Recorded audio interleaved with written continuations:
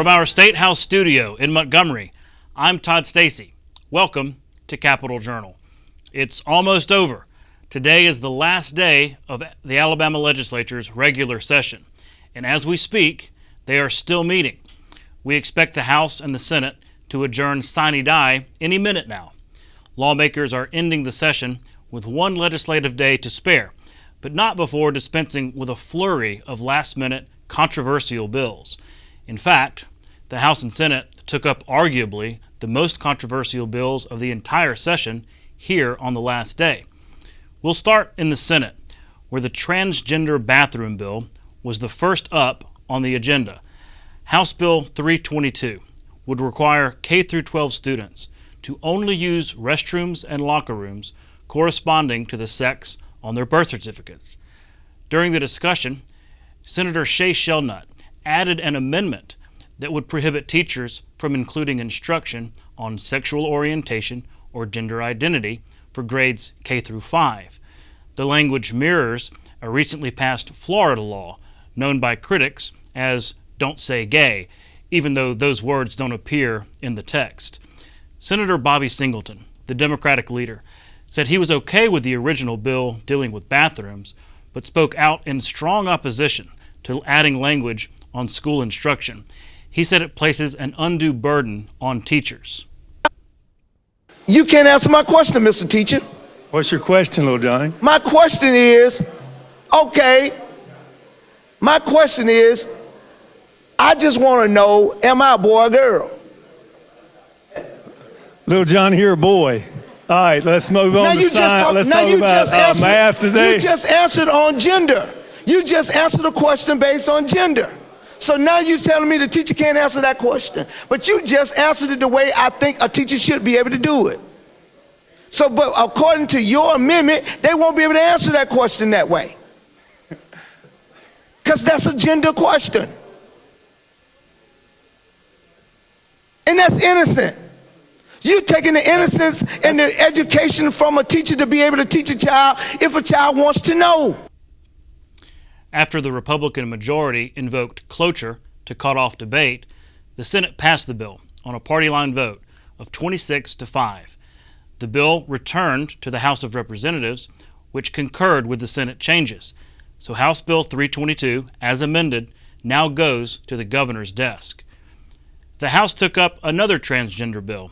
Senate Bill 184 would make it a felony for doctors to prescribe puberty blockers or to perform gender transition surgeries on minors. Republicans supporting the bill says it is needed to protect children from life-altering treatments, while Democrats opposed say it unnecessarily inserts government into decisions made by patients and doctors. Well, it's been a lot of hard work, 3 consecutive years of introducing that bill, and we're glad that the bill received final passage and is headed to Governor Ivey's desk. And it's about protecting these minors, and it's not about adults, but it's about those minors and about their minds are not fully developed to make these decisions on these medications and surgeries, and that's what the bill is about, to protect minors. The House passed the bill 66-28 with one abstention. It now goes to the governor's desk. The House rejected a constitutional amendment that would abolish the office of state auditor. Senate Bill 38 from Senator Andrew Jones would have put to voters the question of ending the auditor position as a constitutional office and transferring its responsibilities to the state treasurer. Lawmakers for years have complained that the office of state auditor is redundant. The vote was 46-36, well short of the two-thirds majority needed to pass a constitutional amendment. The Senate gave final passage to legislation that seeks to prevent outside private money from being used for official election purposes in Alabama. House Bill 194 from State Representative Wes Allen prohibits state and local election officials and their employees from soliciting, accepting, or using certain donations from individuals or non-governmental entities for funding election-related expenses. Democrats debated the bill on the floor. To protect and make sure we have safe, secure elections. further secure our elections, to make sure that we don't commingle private money with public money. Running our elections is a core function of our government. We want to make sure that private money is not purchasing our machines, not purchasing the ballots, or not paying salaries of our election officials. Legislation aimed at strengthening Alabama's human trafficking law is now headed to the governor's desk. House Bill 284 from State Representative Marika Coleman would expand the definition of coercion in the state's human trafficking law to reflect how current victims could be pressured into prostitution. The bill passed unanimously in the Senate tonight. The Senate also gave final passage to tax cut legislation meant to offering working families some tax relief. House Bill 163 from State Representative Lynn Greer increases the optional standard deduction for taxpayers by varying amounts. It also increases the adjusted gross income range allowable for the maximum optimal standard deduction to reduce the tax burden for working families. It now goes to the governor's desk. Also receiving final passage was a bill ensuring that those convicted of killing others with a gun or knife will no longer be eligible for early release under the state's good time law. House Bill 143, the Sergeant Nick Reisner Act, received final passage in the Senate and House while the family of the Sheffield officer killed in the line of duty looked on. Earlier in the day, Reisner was honored with the state's highest law enforcement award on the House floor. Reisner's alleged killer had served about 3 years of a 10-year sentence because he got the good time credit. Representative Pettis for his work to get this bill through the House, and those of you that were at the ceremony honoring law enforcement today in the House chamber, you already know the story of how all of our law enforcement officials have protected us, work for us every day, do the things that most of us would not be willing to do for our safety, and particularly for Sergeant Reisner and his family for the sacrifice that they made in the Shoals area, protecting the citizens of the Shoals area. We'll be right back with tonight's guests.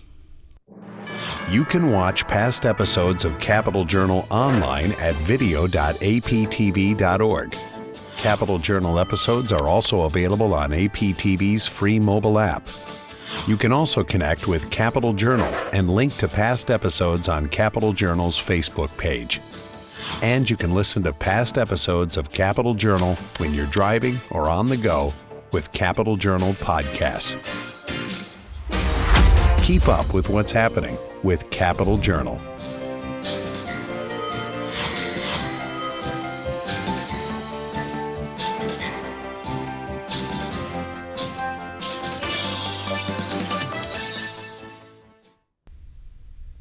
Next, I'm joined by State Representative Scott Stadthagen from Hartselle.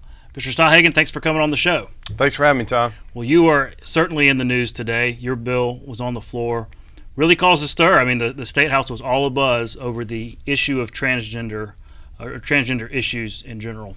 Your bill, known as the bathroom and locker room bill, House Bill 322. This is the one that requires K through 12 students to only use restrooms and locker rooms corresponding to their sex on birth certificate, if I'm correct. Correct. Walk me through why you brought this bill and why you think it's necessary. Absolutely. So back early fall, I had some constituents that brought this issue to my attention, and honestly, I just couldn't believe it when I first heard it. And I started asking around to some of our educators, and yes, we did have this problem taking place, and started reaching out to some of my colleagues throughout the state, and they were actively using the opposite gender bathrooms in their school districts. And it just, honestly, it blew my mind. I never thought that was taking place in Alabama. So I drafted the bill, and it's a safety bill. No parent should have to worry about their kid being in the bathroom, of all places, not having the privacy that they deserve, right? So these female students did not feel safe going into a bathroom with a male that identified as a female using their restroom. And that's really kind of how we started. And it's not a discriminatory bill, it's a protection bill. It's a safety bill for the female students and the nobody once brought them up, and that's why this bill was filed. So I'm curious and I'm interested by, you say that there have been examples of this, because that's what the opponents have said, is that, hey, this doesn't happen. There's not much of this going on at all. So I'm curious, I mean, you say, is this happening in in Hartselle and Morgan County and up? I mean, how is it, what grades is it happening in? Where are these anecdotes coming from? Anywhere from junior high to high school. I met with the principal, and I'm not going to point out who exactly it was, but they were in my district, and I told him about the bill, and he looked at me and said, thank you so much. I've got 6 students right now who are identifying as the opposite gender and want to use the bathroom. We had several legislators on the floor when we were debating the bill that said they actively had boys using female bathrooms, and which they called out the school and everything, which I don't recommend, but it just really surprised me of how much this is going on, and our society's changing. And I really felt like this was a bill that the state needs. Currently, the state school board has no policy on this. Of course, we have no state law on this. And these educators and administrators, they need some kind of guidance to go off of because they don't have any. Well, that's what I was going to ask you, because, in some circumstances, laws aren't really necessary. Sometimes things are just better handled on the local level. That's federalism, conservatism, really. Let school districts handle this. Let principals and administrators handle this. Why not just leave it up to the locals if there are specific instances that have specific and unique circumstances? Well, several reasons. One, most importantly, some students would show up with their attorneys and parents on the first day, and they would say that so-and-so identifies now as a female, and the principal kind of doesn't really know how to handle the situation except for give this individual their own bathroom to use. And unfortunately, that's a faculty bathroom, which it puts the faculty out when they need to go to the bathroom. And a couple incidences where the attorney would say, well, that's discrimination towards my client. They identify as a female, that's the bathroom they're going to use. From that point, the administrator's scared of a lawsuit being on the front page of the news, and they don't have any guidance. And that's why I think it's really, really important for us to do what we did. Of course, your bill goes up to the Senate and is amended up there this morning. I mean, this really caught a lot of folks off guard. They have this language that mirrors the Florida law. The critics call it "don't say gay." I know that language is not in the bill. That's just how it's sort of known. But it's about teachers' instruction, not getting into gender specific things, right? Like gender identity, sexual orientation for the lower grades. So all that was added to your bill, your bathroom bill, passed, sent back downstairs. It passed, obviously, and you accepted the changes. Are you concerned at all about that sort of overtaking your intent with the original bill? Well, it took me a little bit to digest what we were reading, and, I looked at this as an umbrella protection for the kids. My original bill was K-12, kindergarten through 12th grade. With this one, the Senate, they kind of went to kindergarten to 5th grade, right? So if you look at the age groups of kindergarten to 5th grade, and you think, should these kids be discussing or being taught anything to do with sexual orientation or gender identity? And the answer is no. Like on the floor, I use the example, we have movies, and they're rated G for kids, and then PG-13 and so forth, and it's based on how much these kids can handle. And I felt like when I read it, that's what came to my mind. And I don't think any kindergarten should be dealing with that. None of them. In 5th grade as well, but I think 6th grade is when you kind of, start developing as an adult and things start happening. That's when you probably need to start having some conversations in the proper way, but not when you're that young. So, and on that issue, and I know it wasn't your amendment, and that's not your bill, but you accepted the amendment, because the critics say, look, it's a chilling effect, or it's has an undue burden on teachers, saying, sure, nobody wants to put all that on young students. I think most folks agree on that. Maybe everybody in the legislature agrees on that. But if little Johnny has 2 dads or 2 moms or something, does it prevent the teacher from speaking honestly and engaging with that student? I mean, you can see circumstances where this law might stifle that kind of interaction. Yeah, it's probably going to take some getting used to, if I had to guess. I know the parent and teacher and student relationships are very important. I also think that the sexual orientation and gender identity does not need to be involved in that relationship at that age, personally. I think it needs to be separate, and I'm actually pleased with the amendment, and I think it's going to do a lot of good. It's going to protect. Unfortunately, in our society today, we have to be on the defense a little bit, and we have to watch out for our kids and make sure that, you know, they're being raised right. And when we're not with our kids as parents, we trust, right? We're trusting the school system that they're going to be able to go in the bathroom and not be in danger. And that's the trust that as a parent we have. And that's why I feel good about this legislation. Well, have you talked to the governor? Do you expect her to sign it? I have not talked to the governor. Fingers crossed. I hope she does sign it. I think it's a common sense bill, and she is typically for things that are common sense. We'll be watching. I really appreciate you coming on the show to explain the bill. Yes, sir. Thank you. We'll be right back. You can watch past episodes of Capital Journal online anytime at Alabama Public Television's website, aptv.org. Click on the Online Video tab on the main page. You can also connect with Capital Journal and link to past episodes on Capital Journal's Facebook page. The Cahava Lily, named for the Cahava River, is an aquatic plant native to the major river systems of Alabama, Georgia, and South Carolina. In Alabama, its best known natural habitat is the shoals of the Cahava River. The lily is known for the striking beauty of its 3-inch wide white flowers. Each flower's 6 petals surround a thin corona, which connects the lower portions of the stamens. The lily's scientific name, Hymenocallis coronaria, translated as beautiful crown-like membrane, accurately depicts these characteristics. The lily requires a very specialized habitat of swift-flowing water over rocks and an open canopy. The plant's bulbs and seeds spend the winter buried in the rocky riverbed. Leaves begin to emerge above the waterline in mid-April. Flowering commences in mid-May, reaching its peak in late May and early June. The showy flowers attract a variety of pollinators as well as large numbers of canoers and kayakers during the spring blooming period. Next, I'm joined by State Representative Neal Rafferty from Birmingham. Mr. Rafferty, thanks for coming on Capital Journal. Absolutely. Glad to be here. You've had a busy day. Sure, on absolutely. The floor. It's been a busy session. Let's be real. Yep. Sure. And I mean, today we have 2 calendars that come out, one in the Senate, one in the House, where transgender issues right at the top of the agenda. Let me start in the House, Sure. Where you serve.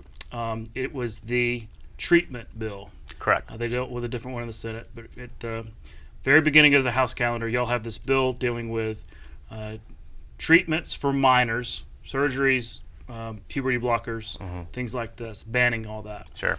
You spoke out in opposition. Walk Sure. me through your opposition to that bill. So first and foremost, that the surgeries are not anything that's performed. It's not part of standard of care for the gender affirming care model.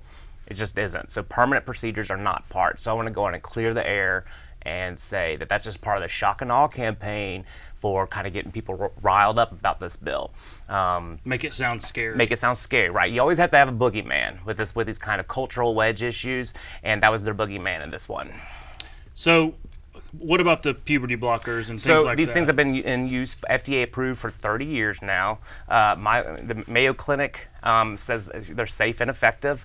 Not just that, but the treatment and the care model is you show better health outcomes, mental health for that child as you accept, as the child and the family grow to accept the gender identity or the sexual orientation. Supporters of this bill, and I can understand. Well, let me back up one more time with that, Sure. because it's not like something, like I said on the floor, it's not like you just go to one doctor and they start prescribing this stuff just because you say, hey, I'm kind of feeling this way today.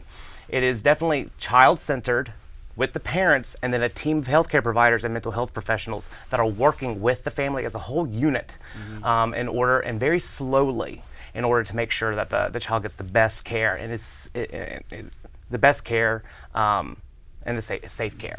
So, the supporters of the bill and say, well, these are minors. They're not old enough to make these kind of lifelong decisions. Absolutely. And I would say absolutely not. That's why you have the parents definitely involved as well.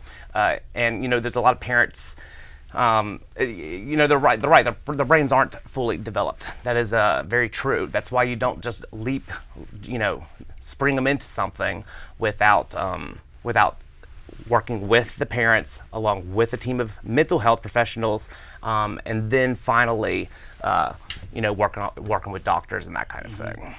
Let's move on to the other bill. This was what started as the bathroom bill. Yep. But got amended in the Senate. Yep.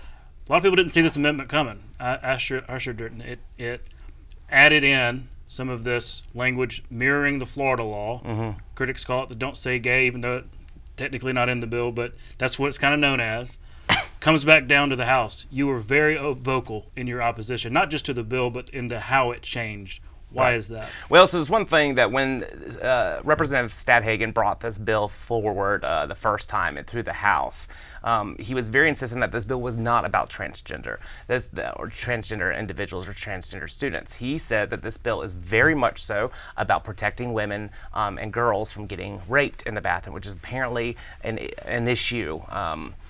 So I wanted, my point was that there was the folks that were perpetrating these rapes were not any transgender individuals. They were criminals. They were rapists. They were straight cis hetero men. I mean, that's what they were. So, claiming to not even claiming, just using the bathroom as the place to do this awful crime. And the point was that the bill did nothing to protect these girls.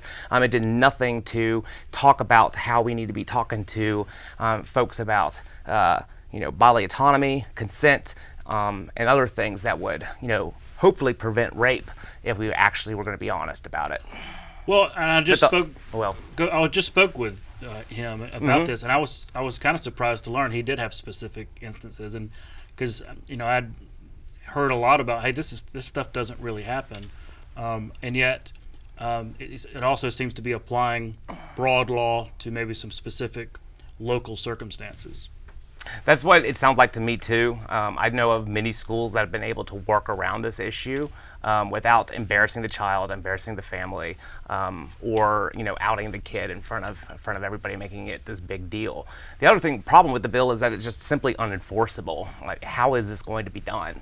That's a question that he never was able to answer. So I still would wonder how that would be policed, monitored, and enforced. Well, it was just curious that all this came at the very last day. These bills have been brewing. They've been through the committee process, passed out of the House, passed out of the Senate, going back and forth. Absolutely. But the instruction thing, the gender identity for K through 5 schools, that came out of nowhere. Do you think that that's going to be sort of overshadow a lot of this, all these issues, considering what happened in Florida? It's kind of a national thing. I don't know. I do know Alabama deserves better. We have actual problems that need to be addressed, and this body just doesn't want to actually do it.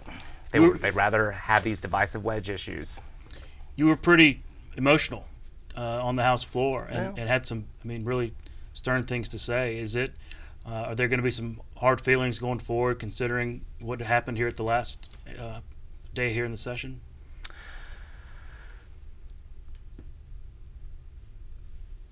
So I think the biggest thing that has happened is I've learned quite a bit. Okay. Well, you're up for re-election. You've got a primary coming. How's that situation going up in Birmingham?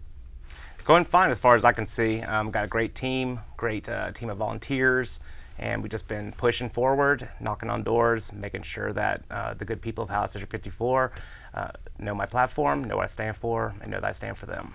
Okay. Well, I really appreciate you coming on Capitol Journal and catching us up, and we'll hope to have you on again. Absolutely. Thank you, Todd. We'll be right back.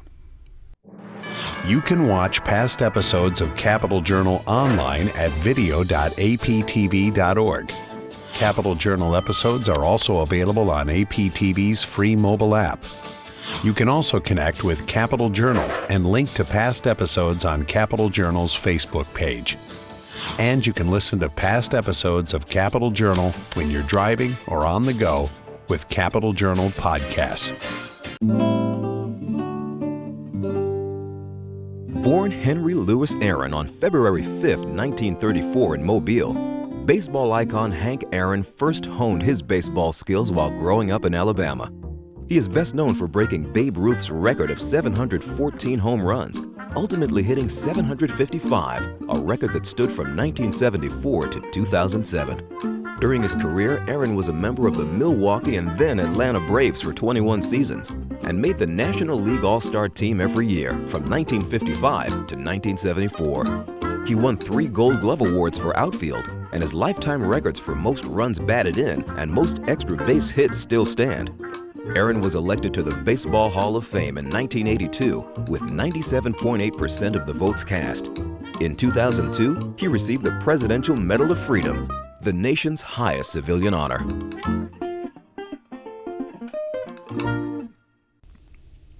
That's our show for tonight. Thanks for watching. We'll be back tomorrow night for a full wrap-up of the legislative session. That's Friday night at 7:30 here on APT.